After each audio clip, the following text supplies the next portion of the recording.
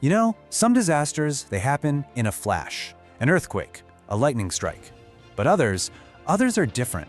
They're a slow burn, a series of invisible cracks that spread through a system until the whole thing just shatters. This is the story of one of those disasters, a catastrophe that was born from systemic failures that we are about to uncover. On April 20, 2010, the Deepwater Horizon oil rig exploded. It took 11 lives and unleashed the worst environmental disaster in U.S. history. This was a catastrophe measured not just in lost lives, but in a devastated ecosystem and a gushing well that poured oil into the Gulf of Mexico for 87 straight days. But here's the thing you have to understand. This was not some freak accident. It was the final, violent link in a long chain of failures, a series of mistakes, both human and mechanical, that all lined up in the most deadly sequence imaginable. So together, we're going to go back. We're going to dissect that chain, link by link, and figure out exactly how a series of ignored warnings and bypassed safety systems led to utter catastrophe. Our investigation starts with the very first critical link in that chain. It's a single test, a final safety check that was dangerously, fatally misinterpreted. It was called the negative pressure test. Now, the easiest way to think about this is like creating a vacuum in the well to see if anything leaks in. If that well is properly sealed with its cement barriers, the pressure should just stay at zero. Simple as that. This was it, the last, most important check to confirm the well was secure before they moved on. So what the crew was doing here was basically simulating the final state of the well. They were reducing the pressure inside to test if that cement job way down at the bottom was actually strong enough to hold back the insane pressure from the oil and gas reservoir below. A successful test means no flow, no pressure buildup. It means you're safe. But they didn't get zero pressure, and this is where things get really wild. Look at this conflicting data the crew saw. The kill line, one of the gauges, showed 0 psi. That looks like a pass. But the drill pipe, which is monitoring the exact same well, showed a pressure of 1400 psi. That is a massive, undeniable sign that the well was leaking, that hydrocarbons were actively flowing in. So what did they do? Did they stop? No, instead, they rationalized this huge anomaly away. They chalked up the 1400 psi to something they called the Bladder effect, a theory that frankly had no real scientific basis in this situation. They literally explained away the single most important warning sign they received and declared the test a success. And right there, that was the first domino to fall. So with that primary barrier compromised and the crew completely unaware, the only thing standing between control and total catastrophe was the rig's last line of defense, a massive piece of hardware designed for the absolute worst-case scenario. And this is it, the Blowout Preventer, or BOP. We're talking about a 360-ton stack of high-pressure valves sitting on the seafloor. Its most critical function is the blind shear ram, two gigantic blades designed to slice through the solid steel drill pipe itself and seal the well completely. It is the absolute ultimate fail-safe.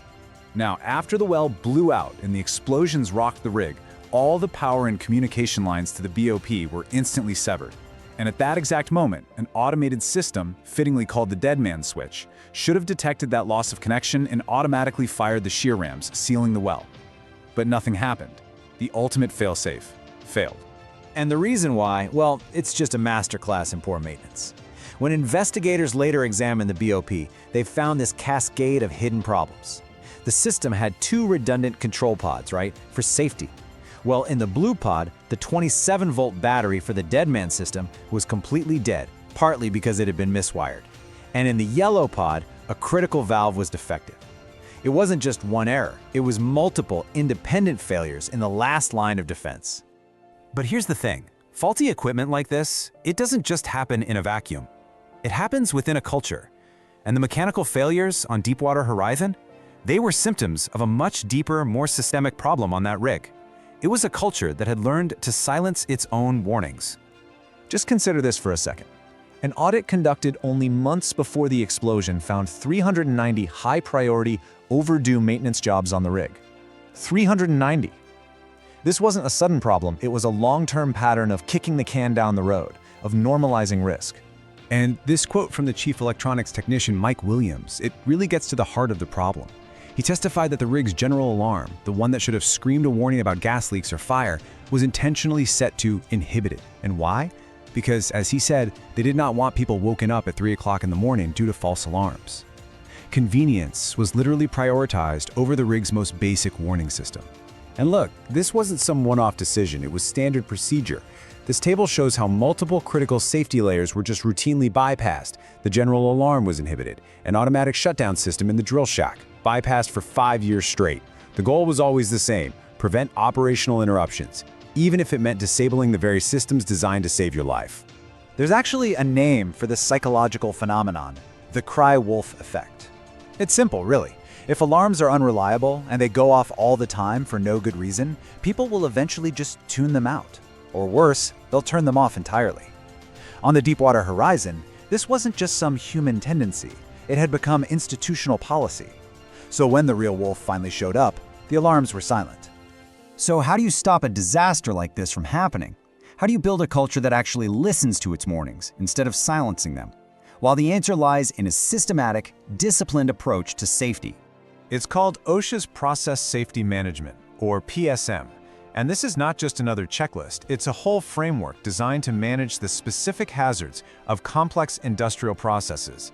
It forces organizations to think ahead, to proactively identify what could go wrong, to make sure their equipment is reliable, and to have solid plans in place before an emergency ever happens.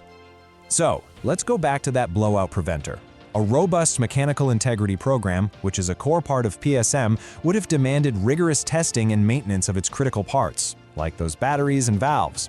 It's all about ensuring your ultimate fail-safe actually works when you need it most. And what about that negative pressure test? Well, a proper process hazard analysis would have flagged the misinterpretation of conflicting pressure readings as a major risk.